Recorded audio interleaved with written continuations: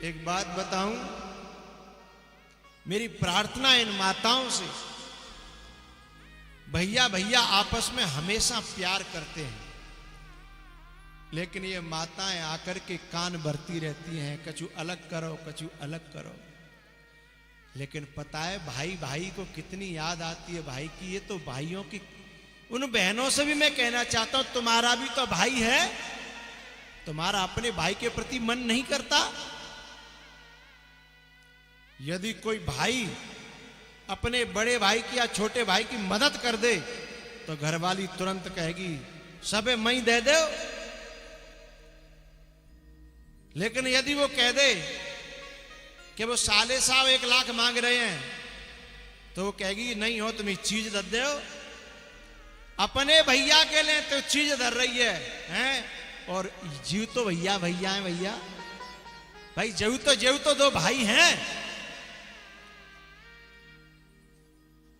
कोई जरूरत पड़ेगी तो अपने मायके में तो अपनी बहनें बुलावेगी, नंदे नहीं बुलावेगी। क्या बिगाड़ा है तुम्हारा? भाइयों को मिलने नहीं देती। माताओं से मेरी प्रार्थना है, भाई भाई को अलग करने की कोशिश मत करना, नहीं तो तुम्हें भी वही पाप लगेगा जो भूतों को पूजने वालों को पाप लगा करता है।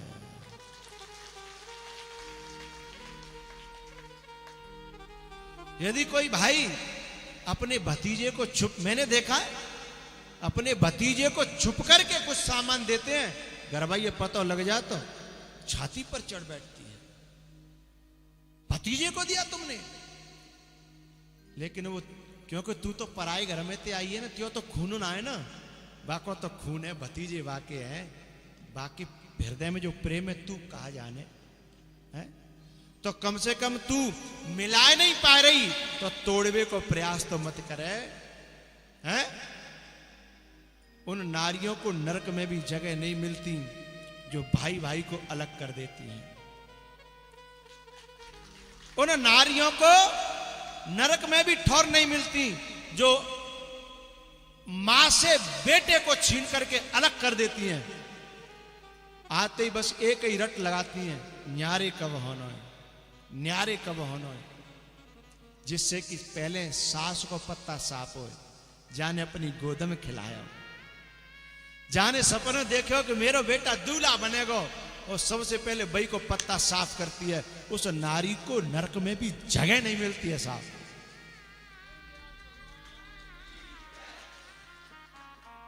बेचारी मां ये हमेशा पूजा करती है, मेरे बेटा की ऐसी बहू आवे, ऐसी बहू आवे, और जब बहू आकर के उसी मां के कलेजे पर छुरी चलाती है तो क्या उसे परमात्मा क्षमा करेगा? मैंने ऐसे ऐसे बेटों को देखा जो अपनी मां से मिलने के लिए छुप करके जाते हैं और मां से कहते हैं बताना मत, नहीं तो वो तेरे से भी लड़ेगी और मेरे से भी लड़ेगी। जिनके पतियों को अपनी मां से मिलने के लिए छुप के जाना पड़ता हो, वो बहू नहीं है, वो तो वह घर की सबसे बड़ी डाहिन है, डाहिन। अरे तुमने मां से बेटे को अलग कर दिया। और ध्यान रखना, इस संसार में बदले कभी जाते नहीं है। आज तुमने बेटे को मां से दूर किया है, कल तुम भी मां बनोगी और तुम्हारी भी कोई बहू आएगी और तुम्हें दूर कर देगी। भाई भाई को कभी दूर न करना, मां बेटा को कभी दूर मत करना। तुम सेवा करने के लिए आई हो, सेवा करो। सेवा न कर पाओ तो कोई बात नहीं, हाथ जोड़ लो, पर भैया भैया में बैर तो मत डालो। तुम्हें अपने भाई के लिए कितनी आती है, हैं? तुम्हें अपनी बहन के लिए कितनी आती है, तुम्हें अपनी मां से कितना प्यार है, ये इसकी भी तो मां है, इसकी भी तो बहन है। वो नारी नारी नहीं है जो अपने परिवार में एकता न बनाए। वो बहू बहू नहीं है जो घर को समेटे ना। ऐसी नारियों को तो मैं क्या कहूं, ऐसी नारियों को इस धरती पर रहने का अधिकार नहीं है साहब। अपने छोटे छोटे स्वार्थों के लिए, छोटे छोटे स्वार्थों के लिए तुम्हारी जो सास बनी है तुम्हारे भले के लिए कहेगी, क्योंकि अब वो तो मानती है कि मेरी बहू आ गई मेरे घर में, मेरे घरे चलावे वाली, वो तो खुश हो रही है। लेकिन जाए सबसे ज्यादा सास ही खटक रही है, इसको सबसे ज्यादा सास ही खटक रही है। जो तुमको देख करके खुश हो रही है और तुम देख करके उसे कुड़ रही हो, तो तुमसे ज्यादा पापी इस धरती पर दुनिया में कोई है ही नहीं है। तुमको देख करके जिसने जिस दिन तू आई उस दिन तेरी नौछावर करी, बलैया नहीं, तो पूरे मोहल्ला में है उली उली डोली, मेरी बहू आ गई, मेरी बहू आ गई, मेरी बहू आ गई है। आज तेरे कोई वो मां अखरने लगी। धिक्कार है साहब, ऐसी बहुओं के मां बाप को धिक्कार, उनके खानदान को धिक्कार, उनके मायके को धिक्कार करता हूं।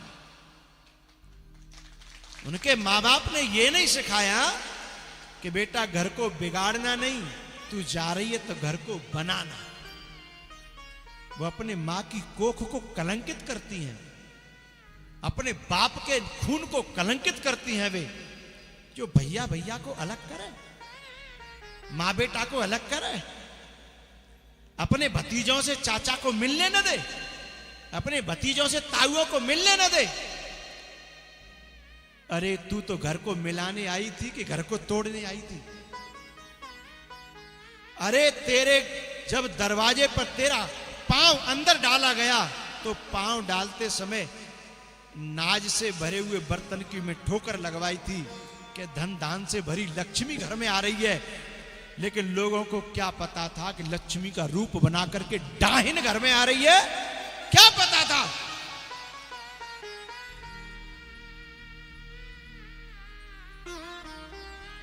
मेरी प्रार्थना है, हे माताओं, तुम चाहो तो घरों को बांध दो और तुम चाहो तो महाभारत करा दो, भैया भैया को लड़ा दो। तुम चाहो तो मां बेटा को अलग कर दो, लेकिन तुम ये करने के लिए पैदा नहीं हुई। एक सिटी में रहने वाले मॉडर्न पति पत्नी, हस्बैंड वाइफ शहर में रहते थे। उनकी बूढ़ी मां कोई गांव में नहीं रहे, अकेली रहती थी। अब को बेटा कहे कि मैं मैया को शहर बुला लूं, तो इतनी डाहिन यूं कह तो मोइये रख लो कि मैयो ये रख लो। बताओ, ऐसी बहू बहू कहवे लायक है? ऐसी बहुएं तो जन्मते ही मर क्यों नहीं गई? उनको सांप ने क्यों नहीं काट लिया? ये कह रही है क्या तो मैयो ये रख ले, क्या मोइये रख ले। और पता है इतने काउंटिंग करके रखती है गलतियों की कि तेरी मां ने यूं कही, तेरी मां ने यूं कही, तेरी बहन ने यूं कही। कि तू जई काउंटिंग करे के तेने हाई स्कूल और इंटर और बीएससी और बीएड करी का? जई के लिए पढ़ के आई तू कि बुराइयों को काउंटिंग करना? तो है एक गुण दिखाई नहीं दा परिवार में, तो काऊ में कोई खासियत दिखाई नहीं दी। धिक्कार है ऐसी नारियों को। बताऊं, आखिरकार आदमी के कहने पर वो बड़ी बूढ़ी मां को जबरदस्ती ले आया, लेकिन रोज कलेश करे।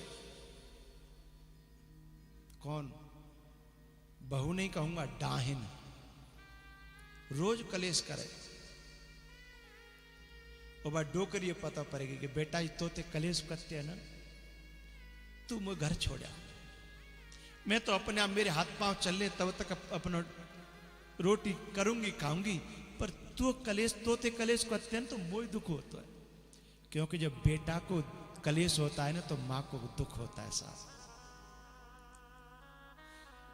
जो ये कहती है ना कि तू मेरा पति है, उसे कलेश नहीं होता, लेकिन वो मां कहती है कि बेटा तू जैसो रहे, तू जहां रहे सुखी रहे, मैं तो अपनों काट लूंगी। अपने कलेजे के टुकड़े को डाहिन के हाथों में दे करके और वो गांव को जाने को तैयार हो जाती है। क्या मां के ऋण को कोई चुका सकता है? नहीं। बेटा ने कहा मां मैं कलेश झेल लूंगा, पर मेरी मां गांव में अकेली बूढ़ी रहे ये मैं कैसे झेल लूंगा, तू बता। एक दिन क्या हुआ, उस बहू ने, बहू मुझे शब्द अच्छा नहीं लगता ऐसी नारियों के लिए, उस डाहिन ने अपने पति से कहा कि आज फलाने जगह पार्टी है ना, वहां चलना है, और अपनी मां से कह दो। मतलब ऐसा संबोधन करती है कि जिनकी तो कछु लगती ना, अपनी मां से कह दो, मतलब तेरी तो मां है ना। अपनी मां से कह दो कि बगल में जो मंदिर है ना, यहां से 2 किलोमीटर, वहां पे भंडारा चल रहा है, वहां पे खाना खा लें, क्योंकि आज हमको तो वहां खाना है ना, पार्टी में जाना, काऊ को बर्थडे है। अब बेटे का कलेजा तो इतना नहीं कह पाया कि मैं कैसे कहूंगा मां से कि मां तू भंडारे में रोटी खाना और हम जाके जलेबी और रसगुल्ला बर्फी खाएंगे। उसने कहा तुम्हारी हिम्मत नहीं होगी, मैं जाती हूं। वो कहने के लिए चली गई। उस बूढ़ी बड़ी मां ने कहा बहू मैं वहां तक तो नहीं जा पाऊंगी क्योंकि 2 किलोमीटर है, पर तुम चिंता मत करो, तुम वो चावल बता जा, मैं चावल बना लूंगी और अपने आप खा लूंगी। ये बात नाती सुन रहा था। उस नाती की आंखों में आंसू, क्योंकि नातियों का दादा और दादी से बहुत लगाव रहता है। नाती रो गया कि मेरी दादी भूखी रहेगी और ये जा रहे पार्टी बनाने के लिए। उसने कहा मम्मी मैं नहीं जा रहा, मैं तो दादी के साथ रहूंगा। उसने उसको डांट डपट के कहा नहीं, इनको ये और लगता है कि दादा दादी के पास बालक ज्यादा रहे तो दादा दादी ते लगाव है जाओ। ये भी नहीं चाहती हैं कि अपने खानदान ते लगाव होए। कितनी बुरी बात है बताओ, अपने खानदान से खून को लगाव हो ये भी इन्हें सहन नहीं होता। उसको ले गई मार कूट करके। जब खाना खा करके उधर से आ रहे थे तो उस बालक ने एक बात कही, मम्मी जब मैं बड़ा हो जाऊंगा ना तो अपने घर में ही बिल्कुल घर से लगा हुआ बहुत बड़ा मंदिर बनवाऊंगा। तो उस नारी ने समझा कि इसका मतलब बड़ी अच्छी धार्मिक भावना उपज रही है इसके अंदर। उसने कहा बेटा तेरे दिमाग में ये बात कैसे आई मंदिर की? बोले इसलिए आई मम्मी क्योंकि जब मैं बड़ा हो जाऊंगा, मेरी शादी हो जाएगी, जब मैं अपनी पत्नी के साथ कहीं वहां जाऊंगा पार्टी में, तो मैं नहीं चाहता कि तुम्हें 2 किलोमीटर जाके भंडारा खाना पड़े।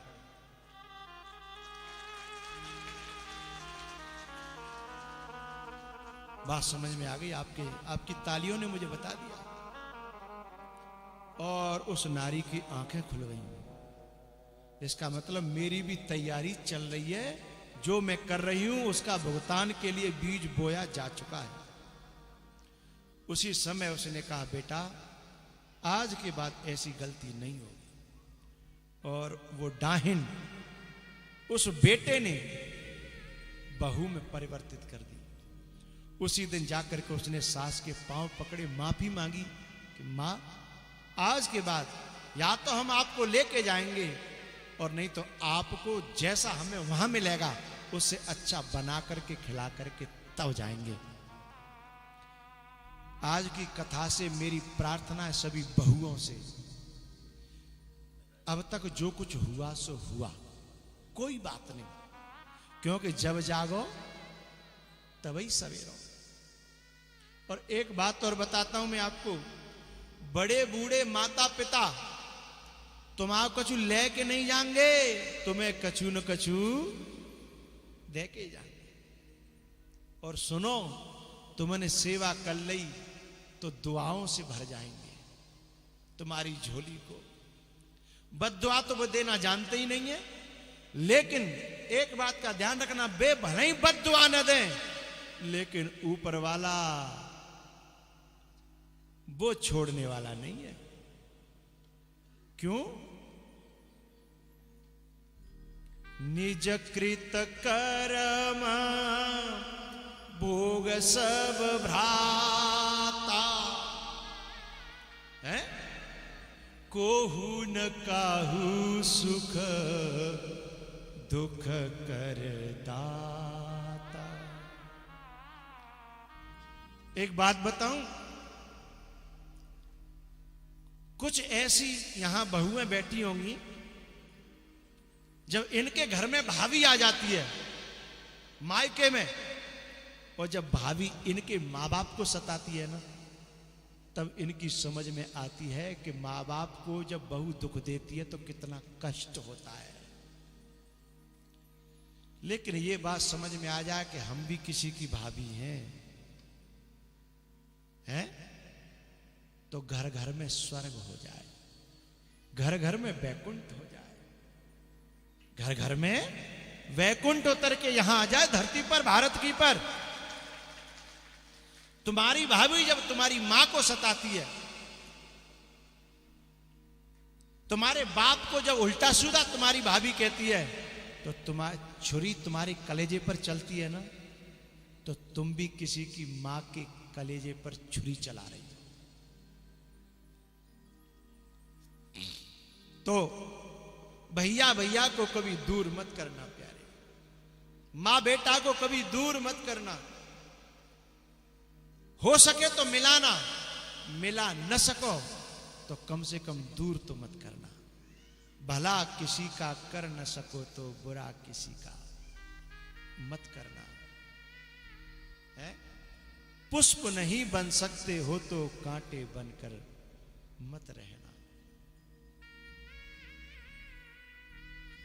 भरत जी महाराज ने कहा कि हे गुरुदेव, एक बार मेरे प्रभु के केवल चरणों के दर्शन करा दो। एक तू ना मिला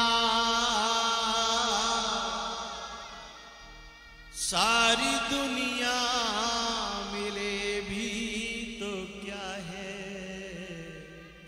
एक बात और बीच में कहना चाहता हूं, उन बहुओं को एक दिन बहुत बुरे दिन देखने पड़ेंगे। व्यासपीठ से कह रहा हूं, उन बहुओं को एक दिन बहुत बुरे दिन देखने पड़ेंगे, जिनकी सास के मुंह से ये शब्द निकल जाए कि जा काले मुड़की ने आकर के मेरो तो कलेजे को टुकड़ा छीन लो, मेरो बेटा छीन लो। ये शब्द तब निकलता है जब मां का कलेजा बहुत दर्द से भर जाता है? ऐसा शब्द जिन सासू मां का निकलता है, उन बहुओं को सुख शांति कभी मिलने वाली नहीं है।